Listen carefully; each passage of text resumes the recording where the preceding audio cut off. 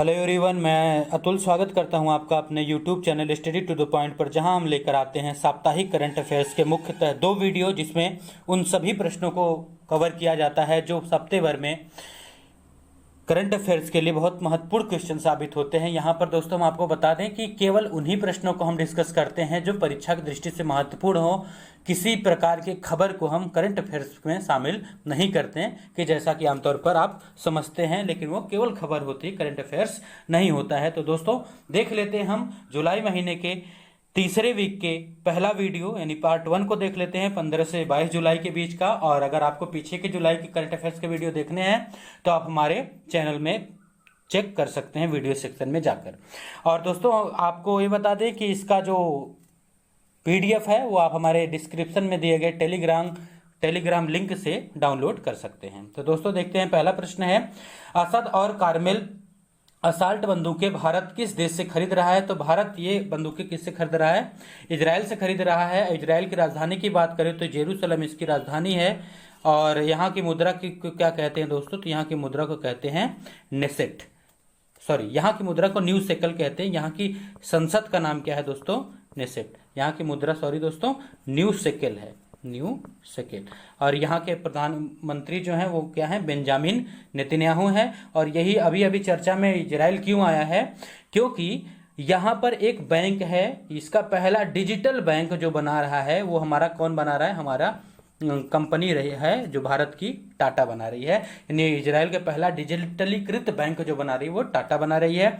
और इजराइल में एक गली यानी एक स्ट्रीट का नाम किसके नाम पर रखा गया है? रविंद्रनाथ टैगोर के नाम पर रखा गया है। ये बातें आपको ध्यान में रखनी चाहिए। और हम बराक 8, ये आपको याद रखनी चाहिए, ये बड़ा प्रमुख क्वेश्चन है कि बराक 8 मिसाइल हम किसके साथ मिलकर बना रहे हैं? इजराइल के साथ। और इजराइल से हम एक और भी बम खरीद रहे हैं जिसे हम क्या कहते हैं? स्पाइस बम। स्पाइस बम हम किसके से खरीद रहे हैं? तो वो भी हम किससे? इजराइल से खरीद रहे हैं। आगे देख लेते हैं, लगातार दूसरे वर्ष भी भारत किस देश का सबसे बड़ा व्यापारिक साझेदार रहा? तो ये काफी अच्छी बात है दोस्तों। हमारा जो सबसे बड़ा व्यापारिक साझेदार रहा वो कौन है? अमेरिका। क्योंकि अब ये कैसे हुआ? क्योंकि भारत काफी ज्यादा सामान किसे निर्यात करता है? अमेरिका को। और अमेरिका से काफी बड़ी मात्रा में भारत क्या खरीद रहा है इस समय? हथियार खरीद रहा है। तो 2019-20 और 2020-21 में क्या हुआ? 18-19 और 20-21 में भारत का जो सबसे बड़ा ग्राहक और एक प्रकार से क्रेता विक्रेता दोनों एक दूसरे के हैं, तो उन सबसे बड़ा कौन रहा? हमारा अमेरिका रहा। अमेरिका की राजधानी वाशिंगटन DC है। और मुद्रा क्या है दोस्तों? डॉलर, आपको पता ही है। और यहाँ पर बात करते हैं तो हमने एक अभी यहाँ से इसके साथ युद्धाभ्यास शुरू किया जिसका नाम रखा हमने टाइगर ट्रायम्फ। टाइगर ट्रायम्फ का जो पहला संस्करण विशाखापत्तनम में आयोजित किया गया था, ये भी आपको ध्यान होना चाहिए। अब यहाँ पर व्यापारिक साझेदार की बात हो रही है, तो हमारा जो व्यापारिक साझेदार एक और कौन है? चीन। तो चीन से हमारा जो व्यापारिक घाटा है वो लगातार कम हो रहा है, यानी कि हम चीन से इंपोर्ट बहुत कम करने लग रहे हैं। तो इसलिए चीन से हमारा व्यापारिक घाटा काफी कम हो रहा है। और हमारा जो सबसे बड़ा व्यापारिक साझेदार कौन है? तो अमेरिका है। और अगर हम इंडिविजुअल किसी एक संगठन की बात करें, जब यहां पर दोस्तों हम देश की बात करते हैं तो अमेरिका है, लेकिन इससे भी बड़ा व्यापारिक साझेदार हमारा एक और है, तो उसे हम आगे आ रहे हैं प्रश्न में देखते हैं। Singrauli super thermal power plant किस राज्य में है? तो दोस्तों ये किस राज्य में है? उत्तर प्रदेश में है। अब ये चर्चा में क्यों आ गया है? क्योंकि इसने 2020 और 21 वित्तीय वर्ष में काफी ज्यादा अच्छा प्रदर्शन किया है। और इसके पहले 3 महीने में सबसे अधिक बिजली का उत्पादन किसने किया है? Singrauli super thermal power plant ने। और जो यूपी की परीक्षा दे रहे हैं उनसे पूछा जाएगा कि ये कहां पर है, तो ये कहां है? सोनभद्र में स्थित है। तो सोनभद्र में स्थित है, ये बात आपको ध्यान होना चाहिए। और ये किस कंपनी की है? तो ये NTPC यानी नेशनल थर्मल पावर कॉर्पोरेशन की कंपनी है। और सोनभद्र की बात करें तो सोनभद्र में एक बांध है जिसे हम क्या कहते हैं? रिहंद बांध। किस नदी पर है? रिहंद नदी पर बनाया गया है। एकदम याद रखेंगे आप। Singrauli super thermal power plant और यूपी से है तो काफी ज्यादा महत्वपूर्ण है आपके लिए। WHO ने किसकी अध्यक्षता में कोविड-19 महामारी के समय चीन और WHO की भूमिका पर स्वतंत्र पैनल का गठन किया है? तो दोस्तों आपको पता है कि काफी ज्यादा इन दोनों को क्रिटिसाइज किया जा रहा है। कोविड-19 महामारी को कहा जा रहा है कि इन लोगों ने जानबूझकर ये किसी दुनिया को नहीं बताया। और चीन और WHO ने साजिशन क्या किया है, कोरोना वायरस को पूरे दुनिया में फैलने दिया, लोगों को आगाह नहीं किया। तो इन दो लोगों को गठित किया गया है और दोनों ही महिलाएं हैं, दो लोगों की टीम है। एक है न्यूजीलैंड की पूर्व प्रधानमंत्री, कौन है, हेलेन क्लार्क है ये, और एक है लाइबेरिया के राष्ट्रपति एलिस जॉनसन सरलीफ। एलिस जॉनसन सरलीफ काफी प्रमुख है और ये दोनों पहले से ही क्या हैं, अब ये दोनों, इन्हें क्यों शामिल किया गया, क्योंकि ये कोविड-19 का जो एक्शन प्लान टीम है WHO की, उसकी भी ये क्या है, सदस्य रह चुके हैं। तो आपको न्यूजीलैंड पता है, न्यूजीलैंड की राजधानी क्या है दोस्तों, तो ऑकलैंड है और यहाँ की मुद्रा डॉलर है। लाइबेरिया की बात करें तो लाइबेरिया की राजधानी है मोनरोविया। मोनरोविया काफी प्रमुख नहीं है आपके लिए। और यहाँ की मुद्रा की बात करें तो इसकी भी मुद्रा क्या है, डॉलर है। और देखें तो लाइबेरिया एक पश्चिमी अफ्रीकी देश है। आगे देख लेते हैं अगला प्रश्न अपना। और WHO के बारे में बात करें तो टेड्रस अधनोम यहाँ के क्या हैं, अध्यक्ष हैं। और आपको पता है कि कार्यकारी अध्यक्ष 1 साल के लिए हमारे डॉक्टर हर्षवर्धन साहब बना दिए गए हैं और इसका जिनेवा में मुख्यालय है। और 2020 को WHO nurse and midwife year के रूप में मना रहा है, आपको ध्यान होना चाहिए। श्री पद्मनाभ स्वामी मंदिर किस राज्य में स्थित है, काफी प्रमुख मंदिर है, काफी कहा जाता है कि दुनिया का सबसे अमीर मंदिर है ये। इसके पास कहा जाता है कि 21 लाख करोड़ रुपए हैं, 21 नहीं 2.1 लाख करोड़ रुपए हैं। तो ये काफी अमीर मंदिर है। कहा जाता है कि दुनिया का सबसे अमीर कोई अगर धार्मिक स्थल कहा देखा जाए तो ये कौन है, पद्मनाभ स्वामी मंदिर है। और यहाँ किसकी पूजा की जाती है, भगवान विष्णु की पूजा की जाती है। और पहले ये है कहाँ पर, तो ये कहाँ पर है, केरल में स्थित है। अब केरल में काफी ज्यादा मंदिर है।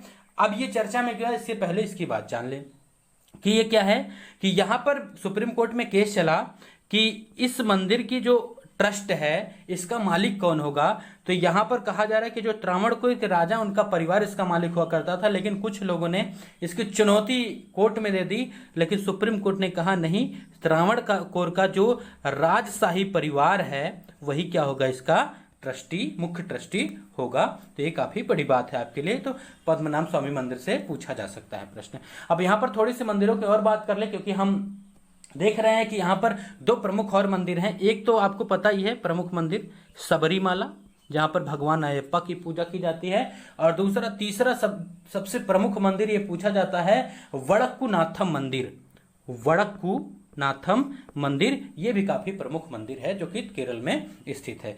केरल की राजधानी आपको पता है कि तिरुवनंतपुरम है और यहाँ के मुख्यमंत्री हैं पिनरई विजयन और राज्यपाल मोहम्मद आरिफ यहाँ के राज्यपाल हैं। और केरल ने ब्रेक द चैन नामक एक अभियान शुरू किया था। और यहाँ पर एक स्त्री हैं श्रीलेखा केरल की पहली महिला DGP बनी हैं। और यहाँ पर जो यहाँ की क्या कहते हैं स्वास्थ्य मंत्री है, उन्हें क्या किया गया है, सिविल सेवा दिवस के दिन WHO के द्वारा संयुक्त राष्ट्र के द्वारा आमंत्रित किया गया था। और मरीन फिशरीज जो केंद्र है, यानी मछलियों के लिए जो अनुसंधान केंद्र है, वो भी कहाँ पर है, केरल में स्थित है। ये भी आपको ध्यान रखना चाहिए। और आगे देखते हैं, अगला प्रश्न है, गुंटूर आंध्र प्रदेश से बांग्लादेश के लिए पहली विशेष पार्सल ट्रेन चलाई गई, यह किस उत्पाद को लेकर बांग्लादेश पहुंची है। तो यहाँ पर देखिए, आप देख रहे हैं ये ड्राई चिल्ली को लेकर बांग्लादेश में पहुंची, यानी कि सूखी मिर्च को लेकर बांग्लादेश पहुंची। अब ये पार्सल ट्रेन विशेष क्यों है, क्योंकि हमारे काफी अच्छे संबंध है अपने पड़ोसी देश बांग्लादेश के साथ, इसलिए हम क्या करते हैं, उसके जरूरत के हिसाब से वहां पर एक्सपोर्ट हम करते हैं। तो हम क्या कर रहे हैं कि यहाँ से गुंटूर, आंध्र प्रदेश गुंटूर से क्या कर रहे हैं, सूखी मिर्च पार्सल कर रहे हैं। अब यहाँ पर ट्रेनों की बात आ रही है, तो एक ट्रेन और भी चलाई गई थी, भारत की पहली फल ट्रेन चलाई गई थी। वो भी कहाँ से चलाई गई थी, ये भी आंध्र प्रदेश से ही चलाई गई थी, लेकिन ये गुंटूर से नहीं, तड़ीपत्री से चलाई गई। तड़ीपत्री रेलवे स्टेशन से कहाँ तक चलाई गई, महाराष्ट्र के वधावन बंदरगाह तक, वधावन बंदरगाह तक चलाई गई। अब यहाँ पर तीसरी ट्रेन की बात कर लें तो एक स्वावलंबन एक्सप्रेस चलाई गई। स्वावलंबन एक्सप्रेस इसे किसने चलवाया, सिडबी ने, SIDBA SIDB, small industrial development bank of India, जिसका मुख्यालय लखनऊ में है, उसने चलवाया है। और काफ़ी सारी ट्रेनें चलाई गई हैं। कि स्पेशल ट्रेन चलाई गई, जो पहली स्पेशल ट्रेन चलाई गई थी कोविड-19 के समय, उसका नाम क्या था?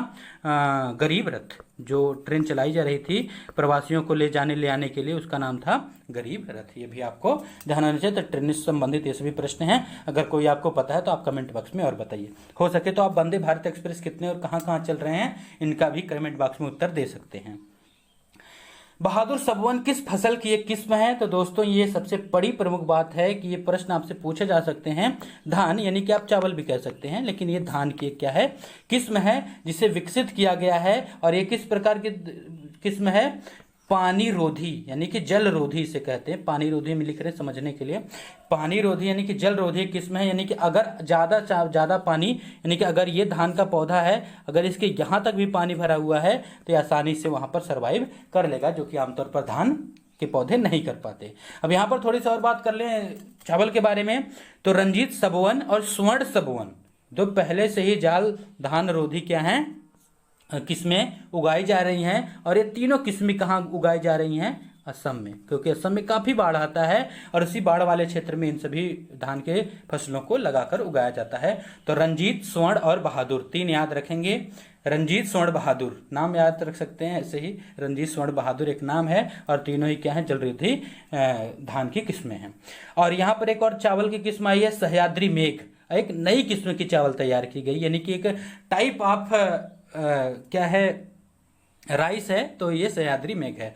और एक आर्सेनिक युक्त चावल बनाया गया है, जिसका नाम क्या है? मुक्तोश्री। आपसे पूछा जाएगा मुक्तोश्री चावल में किस तत्व को निकाला गया है, किस तत्व से मुक्त है, तो आप बताएंगे आर्सेनिक, क्योंकि आपको पता है कि बिहार, झारखंड और वेस्ट बंगाल यानी पश्चिम बंगाल में के जल में आर्सेनिक की मात्रा काफ़ी पाई जाती है, इसलिए वहाँ के धानों में भी आर्सेनिक की मात्रा पाई जाती है। लेकिन ये जो चावल है ये आर्सेनिक को ग्रहण नहीं करेगा, इसलिए आर्सेनिक मुक्त चावल होगा। इसका नाम है मुक्तोश्री।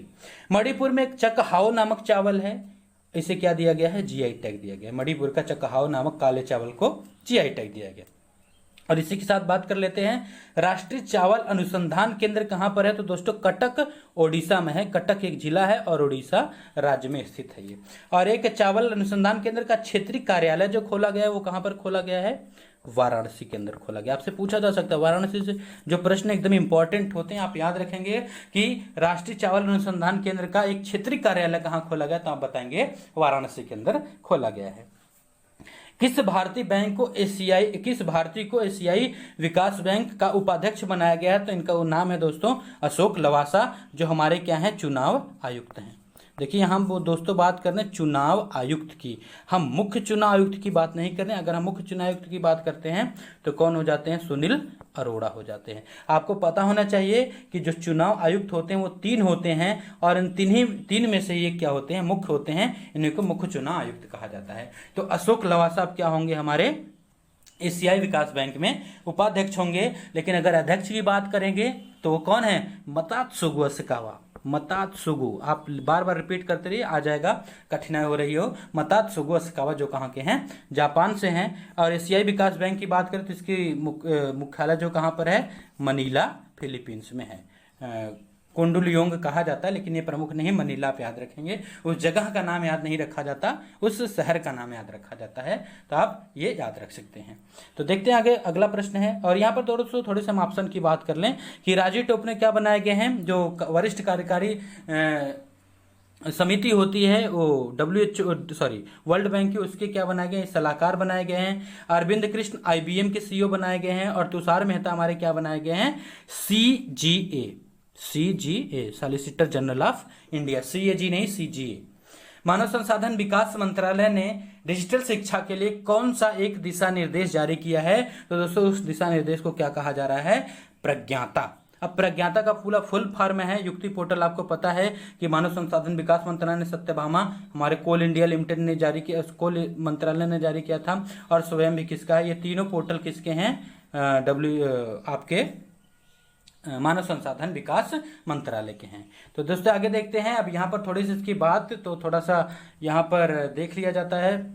P का मतलब प्लानिंग, रिव्यू, अरेंज, गाइड, टाक, यानी एक्ट का मतलब टाक,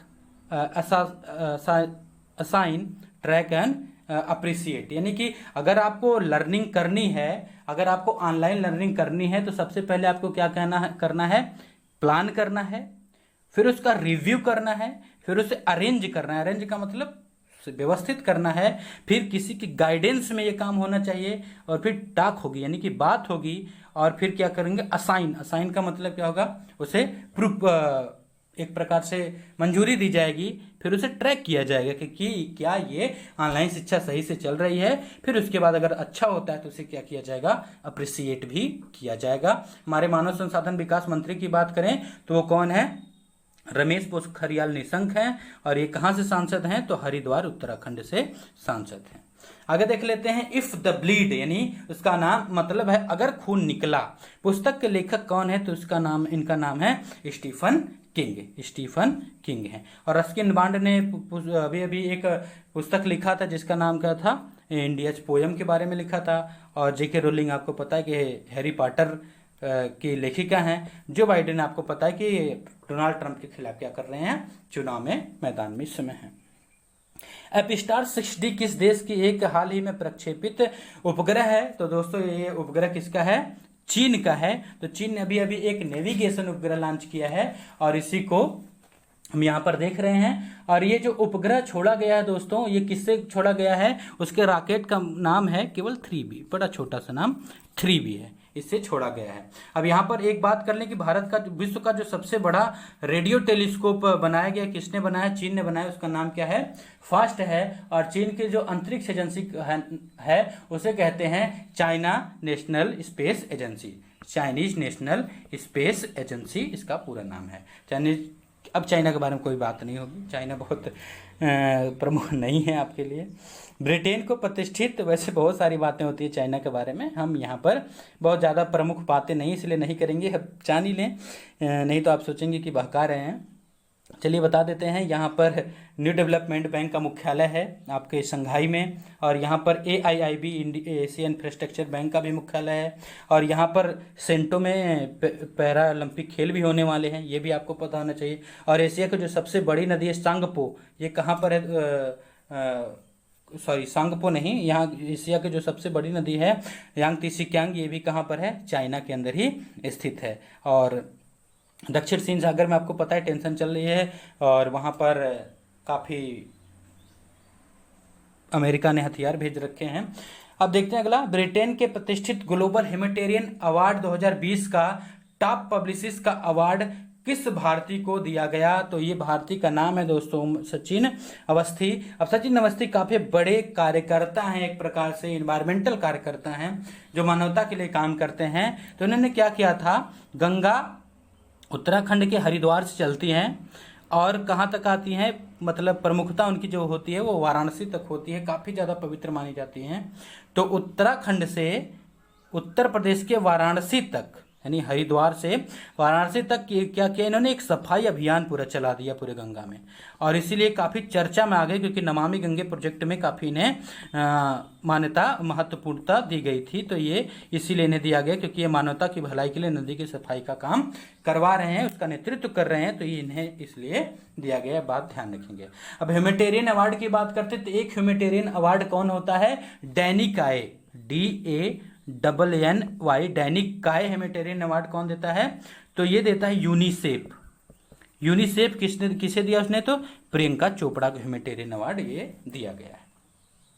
चलते हैं, और किरण मजूमदार साहब को आपको पता है कि एंटरप्रेन्योर ऑफ द ईयर का पुरस्कार दिया गया है ये। और आपको राजीव कुमार की बात करते हैं तो उन्हें क्या दिया गया है, इन्वेंटर ऑफ द ईयर का पुरस्कार दिया गया, काफ़ी प्रमुख है।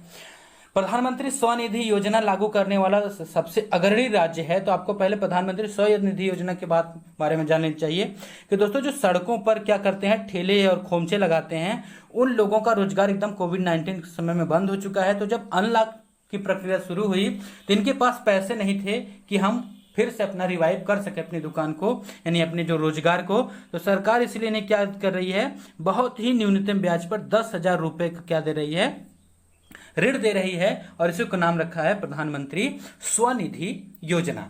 अब स्वनिधि योजना को लागू सबसे अच्छा किसने किया है? तो उत्तर प्रदेश ने लागू किया। देखिए यहाँ पर लिखा है स्ट्रीट वेंडर्स निधि योजना। अगर आपसे कहा जाए तो आप इसे ज्यादातर इस चर्चा में इसलिए है स्वनिधि योजना इसका नाम है। स्ट्रीट वेंडर आत्मनिर्भर योजना के तहत कितने रुपए दिए जा रहे हैं? तो ये 10,000 रुपए दिए जा रहे हैं। अगर आप इसे समय से चुका देते तो आपको ये 20,000 रुपए की राशि दे दी जाएगी और सरकार भी आपको कुछ राशि अपनी तरफ से इनाम के रूप में भी देगी। आपको ध्यान रखना चाहिए। और उत्तर प्रदेश की बात करें तो उत्तर प्रदेश ने मनरेगा स्कीम को भी लागू करने में भी टॉप किया है, यानी सबसे अच्छे तरीके से मनरेगा को सबसे ज्यादा रोजगार किसने दिए हैं? तो उत्तर प्रदेश ने दिए हैं। और उत्तर प्रदेश का एक ऐप याद रखेंगे आप, आयुष कवच। आयुष कवच नामक ऐप किस लिए लॉन्च किया था? कोविड-19 के समय में व्यायाम और प्रतिरोधक क्षमता बढ़ाने वाले नुस्खे को जानने के लिए लोगों के बीच में इसे लॉन्च किया था। विक्रम दुरईस्वामी किस देश में भारत के राजदूत बने हैं? तो दोस्तों ये बने कहां पर है? बांग्लादेश में। मोहम्मद इमरान इसके पहले हमारे राजदूत हुआ करते थे वहां के, लेकिन अब राजदूत कौन है? विक्रम दुरईस्वामी। ये विक्रम दुरईस्वामी है। अब यहाँ पर आप सोच रहे हैं हमने 2 फोटो क्यों लगाई? तो एक फोटो ये है इनकी, तो इनका नाम जान लेते हैं कि ये कहाँ के राजदूत बनाए गए अभी अभी। तो ये है विधु पी नायर। आप याद रख लें एकदम, विधु पी नायर। अब ये विधु पी नायर कहाँ के राजदूत बनाए गए हैं? तो ये बनाए गए तुर्कमेनिस्तान। तुर्कमेनिस्तान। तुर्कमेनिस्तान के बारे में जाने तो तुर्कमेनिस्तान की राजधानी क्या है? अशखाबाद। और यहाँ की जो मुद्रा है वो क्या है? मनत। यहाँ की मुद्रा क्या है? मनत और अशखाबाद। ये हैं विधु पी नायर। ये ध्यान रखेंगे दोनों को।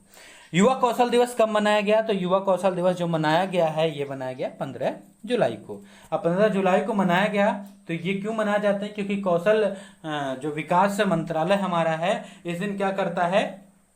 को लोगों को स्किल प्राप्त करने के लिए प्रोत्साहित करता है। अब यहाँ पर युवा कौशल दिवस की बात करें, अब यहाँ पर हम कौशल निकाल दें तो युवा दिवस हमारा कब मनाया जाता है? तो हमारे विवेकानंद स्वामी का जन्मदिन होता है कब? 12 जनवरी को मनाया जाता है। 12 जनवरी को युवा दिवस मनाया जाता है, जबकि युवा कौशल दिवस 15 जुलाई को मनाया जाता है। और हमारे जो कौशल विकास मंत्री की बात करें तो कौशल विकास मंत्री कौन है? महेंद्र नाथ पांडे हैं, जो कहां से? चंदौली से सांसद है। चंदौली से सांसद है, ये आपको ध्यान होना चाहिए। पोबा रिजर्व फॉरेस्ट किस राज्य में स्थित है? तो ये कहां पर स्थित है? असोम में स्थित है। क्योंकि असोम ने क्या कहा है कि हम इसे किस में बदलने जा रहे हैं? ये रिजर्व फॉरेस्ट है, एक रिजर्व क्षेत्र है, बहुत ज्यादा यहाँ पर प्रतिबंध नहीं है, लेकिन अब इसे एक वन्य जीव अभयारण्य यानी वाइल्ड लाइफ सेंचुरी बना दिया जाएगा। Wild life sanctuary. तो यहाँ पर काफी असम में काफी राष्ट्रीय उद्यान है। और आप चलिए हमें बताइए कि अभी किस वन्य जीव अभयारण्य को राष्ट्रीय उद्यान में बदलने की बात असोम ने करी है, ये हमें कमेंट बॉक्स में बताइए। और हो सके तो यहाँ पर और भी 3-4 जो राष्ट्रीय उद्यान है उनके बारे में बताइए। और असम की बात कर रहे हैं तो असम में एक धन्वंतरी योजना इसने लॉन्च करी थी, ये काफ़ी प्रमुख थी लोगों को दवाइयाँ पहुंचाने के लिए, ये आप ध्यान रखेंगे। भारत किस देश के 66 द्वीपों के लिए आउटडोर उपकरण दिया है? तो काफ़ी प्रमुख है ये प्रश्न। तो ये किसके लिए दिया है हमने? अपने पड़ोसी यानी काफ़ी महत्वपूर्ण पड़ोसी मालदीव के लिए। ये देख रहे हैं दोस्तों यहाँ पर मालदीव है। तो ये आउटडोर द्वीप का मतलब क्या होता है? कुछ ऐसे द्वीप हैं जहाँ पर मालदीव सुरक्षा अपनी सुविधाएं बहुत अच्छे ढंग से नहीं पहुँचा पाता, तो भारत उसकी मदद करता है, क्योंकि भारत नहीं चाहता कि अपने पड़ोसी देशों को कोई तकलीफ इस समय हो। तो यहाँ पर जिम के उपकरण, जैसे जिम का मतलब वर्कआउट के जो उपकरण होते हैं, उन सभी को इन 61 द्वीपों पर पहुंचाने का काम भारत कर रहा है मालदीव के लिए। तो ये काफी प्रमुख प्रश्न है। और मालदीव में हमने क्या किया था? ऑपरेशन सिंजीनी के तहत दवाइयां भी पहुंचाई थी। और मालदीव क्या है? 2020 में 2023 का टारगेट था, 2020 में ही खसरा और रूबेला से मुक्त हो गया है। राजधानी क्या इसकी? माले है। और मुद्रा क्या है दोस्तों? यहाँ के रुपया है। और एक बहुत प्रमुख प्रश्न जो छोटी मोटी परीक्षा में पूछ लिया जाता है कि प्रधानमंत्री मोदी दूसरी बार प्रधानमंत्री बनने के बाद सबसे पहली विदेश यात्रा उनकी कहाँ की थी? तो वो कहाँ की थी? मालदीव की ही थी। ये ध्यान रखेंगे आप। और मिशन सागर के तहत हमने INS केसरी भेजा था, जो मालदीव, सेशेल्स, मॉरिशस को भी मदद किया था। अब यहाँ पर बड़ी बात आ गई है कि हम ऐसा क्यों करते हैं? बड़ी मदद करते हैं अपने पड़ोसी देशों की जो हमारे समुद्र के अंदर हैं। मिशन सागर भी चलाते हैं उन्हें सहायता देने के लिए। क्यों? क्योंकि भारत अब क्या बना रहा है? एक नेकलेस, यानी कि अब नेकलेस ऑफ डायमंड, यानी कि क्या बना रहा है? एक हीरे का हार। यहाँ पर थोड़े से हम लिख देते हैं हीरे का हार। यानी कि जैसे हमारे पास स्प्रिंग ऑफ पर्ल बना रहा है कौन, चाइना, हमें भारत को घेरने के लिए, अब भारत उससे भी बड़ा नेकलेस बना रहा है उसके लिए। अब आप देख रहे हैं तो ये पूरा एक लाइन जा रही है और ये पूरा किसको कवर कर ले रही है, पूरे चीन को कवर कर रही है। अब भारत ऐसा कैसे करे, देखिए तो भारत ऐसा कर रहा है, यहाँ पर मालदीव है, मालदीव के कुछ द्वीप को उसने हायर कर लिया है। अब यहाँ पर आसुम पोलिसन आइलैंड को भी सेसिल से हमने ले लिया है, और ओमान के दक्कम आइलैंड को ले लिया। यहाँ पर चाबहार पोर्ट पहले से हमारे पास है। मंगोलिया और जापान से बात चल रही है, अगर ये दो लोग हमें सैन्य अड्डा बनाने अपने यहाँ देते हैं। वियतनाम पहले से ही दे चुका है, इंडोनेशिया दे चुका है, और हमारा अंडमान निकोबार है ही है।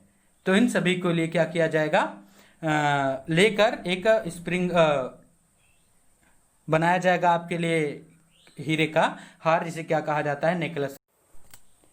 अगला प्रश्न देखते हैं दोस्तों, तंगगम किस राज्य में पाई जाने वाली एक आदि जनजाति समुदाय है। तो दोस्तों ये पाई जाती है कहां पर, अरुणाचल प्रदेश में। अब ये प्रमुख क्यों होगी, क्योंकि एक आदि नामक जनजाति पाई जाती है और उसी जनजाति के अंदर एक समुदाय पाया जाता है जिसका नाम क्या है, तंगगम। अब तंगगम क्या है, एक भाषा भी है, और इसे बोलते कौन लोग हैं, केवल यही लोग बोलते हैं। और अब पता चला कि इनकी संख्या मात्र 253 बची हुई है और इन्हें संरक्षित करने की बहुत जल्द से जल्द आवश्यकता है। अगर ये नहीं बचाए गए तो हमारी एक भाषा और एक संस्कृति, एक पूरा समुदाय ही भारत से समाप्त हो जाएगा। तो इन्हें बहुत जल्दी से जल्दी क्या करना है, हमें संरक्षित करना है। तो ट्राइबल मंत्रालय इसके लिए काफी अच्छा काम करने की कोशिश कर रहा है। ये कहां पर है, अरुणाचल प्रदेश में है। तो यह बात आपको ध्यान रखनी चाहिए। तंगगम एक जनजाति है। धन्वंतरी रथ मोबाइल मेडिसिन सेवा किस राज्य ने शुरू करी है, तो ये शुरू करी है गुजरात ने। अब गुजरात ने इसका नाम क्या रखा है, धन्वंतरी रथ। यहां पर आप देख रहे हैं, लेकिन यहां पर क्या है, धन्वंतरी आरोग्य रथ। आरोग्य हमने इसलिए नहीं लिखा क्योंकि उस समय आप कंफ्यूज हो जाएंगे। तो धन्वंतरी रथ या धन्वंतरी आरोग्य रथ किसने शुरू किया है, गुजरात ने। अब धन्वंतरी क्या है, तो धन्वंतरी किसके देवता है, हमारे औषधि के देवता हैं। तो क्या किया जाएगा, इस समय कोविड-19 के समय जल्दी से जल्दी दवाओं को पहुंचाने के लिए इस रथ का इस्तेमाल किया जाएगा। ये बात आप ध्यान रखेंगे। मोबाइल का मतलब क्या होता है कि जो मोबिलिटी यानी यात्रा करने वाला होता है। गुजरात के बारे में बात करें तो यहाँ के विजय रूपाणी क्या हैं, मुख्यमंत्री हैं, और देवव्रत आचार्य यहाँ के क्या हैं, राज्यपाल हैं। आगे देख लेते हैं, उत्तर कोरिया में भारत के राजदूत कौन हैं। तो उत्तर कोरिया में जो भारत के राजदूत हैं उनका नाम है अतुल एम गोत्सर्वे। अब यहाँ पर प्रमुख बात क्यों है, क्योंकि हम उत्तर कोरिया के अचानक क्यों बात करने लगे रहे हैं। अब उत्तर कोरिया की बात इसलिए हम करें क्योंकि इन्हें काफी अच्छी डिप्लोमेसी करी है उत्तर कोरिया के अंदर। अब क्या किया इन्होंने, तो अभी अभी किम जोंग उन का क्या था, बर्थडे था, सॉरी बर्थडे नहीं था, उनके 8 साल पूरे हो गए थे कि इन्होंने क्या किया है, 8 साल तक वो तानाशाही का उनका पूरा हो चुका था, यानी कि नेतृत्व का पूरा हो चुका था उत्तर कोरिया का। तो उन्होंने उनके लिए काफी अच्छा लेटर और बुके भिजवाया, जिससे कि उत्तर कोरिया काफी खुश हुआ।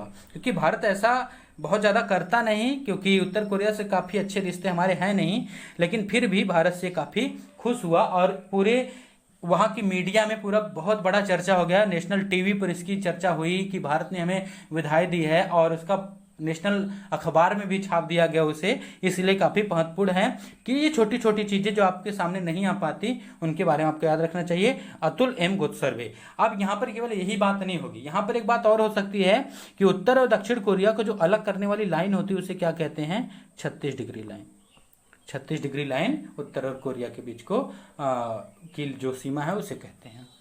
उत्तर कोरिया की राजधानी आपको पता है प्योंगयांग यहाँ की राजधानी है, और यहाँ की मुद्रा क्या है, वान है, और किम मुंजुन यहाँ के तानाशाह हैं। 15वीं भारत यूरोपीय वर्चुअल समिट में भारत का प्रतिनिधित्व किसने किया है, तो आप देख रहे हैं यहाँ पर फोटो में हमारे प्रधानमंत्री साहब दिख रहे हैं, तो नरेंद्र मोदी ने ये काम किया है। अब क्या है कि भारत और यूरोपीय यूनियन, क्योंकि यूरोपीय यूनियन एक अघोषित देश की तरह ही काम करता है, क्योंकि यहाँ पर कुल कितने देश हैं, 27 देश हैं, और इन सभी से भारत के काफी अच्छे रिश्ते हैं। हमने बताया था कि पीछे हमारा जो सबसे बड़ा साझेदार व्यापारिक देश है वो कौन है, अमेरिका है, लेकिन हमने कहा उससे भी बड़ा व्यापारिक साझेदार हमारा है, लेकिन देश नहीं क्या है, एक संगठन है। अब संगठन कैसे है, क्योंकि यहाँ पर 27 देश एक साथ मिलकर काम करते हैं, और भारत अगर किसी के साथ सबसे बड़ा व्यापार करता है, व्यापारिक साझेदार है, तो किससे के साथ है, यूरोपीय यूनियन के साथ है। यानी यूरोपीय यूनियन को सबसे ज्यादा इंपोर्ट और एक्सपोर्ट भारत करता है। तो ये बात आपको ध्यान होनी चाहिए। अब यहाँ पर देख लेते हैं आप संगठन की बात करेंगे तो यूरोपीय यूनियन, यानी कि अगर आपसे पूछा जाए कि निम्न में से कौन से सबसे बड़ा व्यापारिक साझेदार है और अमेरिका और यूरोपीय यूनियन दोनों है, तो यूरोपीय यूनियन आप उसमें सही करने वाले हैं, है ना, कर देंगे। तो आगे देख लेते हैं दोस्तों थोड़ी सी बात यूरोपीय यूनियन के बारे में। तो यूरोपीय यूनियन जो है उसमें कुल 27 देश हैं, जो कि आप यहाँ पर देख रहे हैं, आप इसके अनुसार लेकर रख सकते हैं, नहीं तो हम अपने Telegram study to the point जो डिस्क्रिप्शन में लिंक है वहाँ पर पीडीएफ आपको शेयर कर देंगे। अब यहाँ पर यूको को रेड लाइन में दिखाया गया है। अब रेड लाइन में क्यों लिखाया गया है? क्योंकि 31 जनवरी 2020 को यूके क्या हो गया है, यूरोपीय यूनियन से अलग हो गया है। ये बात एकदम ध्यान रखना है आपको। और इसमें 28 से मिल घटाकर कितने देश रह गए इसमें? 27। यूरोपीय यूनियन का जो मुख्यालय वो कहाँ पर है? ब्रुसेल्स, यानी जो बेल्जियम देख रहे हैं ये यहाँ पर है। और यूरोपियन यूनियन के दो और संगठन, एक इसका क्या है, न्यायालय है, और इसका बैंक है, और दोनों के मुख्यालय कहाँ पर है? जर्मनी के फ्रैंकफर्ट में है। ये बात आपको एकदम ध्यान रखनी है।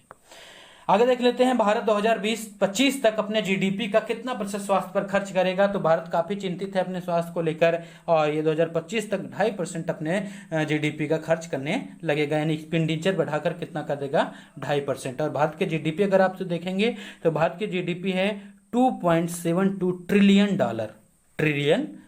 ये आपको ध्यान रखना चाहिए, उसका 2% ये खर्च करेगा भारत अपने स्वास्थ्य सुविधाओं पर। अब दोस्तों आपको हमारा ये वीडियो कैसा लगता है आप हमें कमेंट बॉक्स में जरूर बताएं, और जो वीडियो पूरा देखकर अगर यहाँ तक पहुँच गए हैं तो लाइक शेयर और सब्सक्राइब जरूर कर दें, अपने दोस्तों के साथ शेयर करें, क्योंकि हम केवल उन्हीं प्रश्नों को डिस्कस करते हैं जो परीक्षाओं में पूछे जाएंगे। यहाँ पर हम कोई भी मार्केटिंग नहीं करते, और हम केवल एकदम फ्री पढ़ाएंगे। आगे भी आपको ये पता होना चाहिए। और चलिए मिलते हैं दूसरे वीडियो के साथ अगले हफ्ते के। तब तक बने रहिए हमारे साथ, और तब तक के लिए टेक केयर, बाय बाय।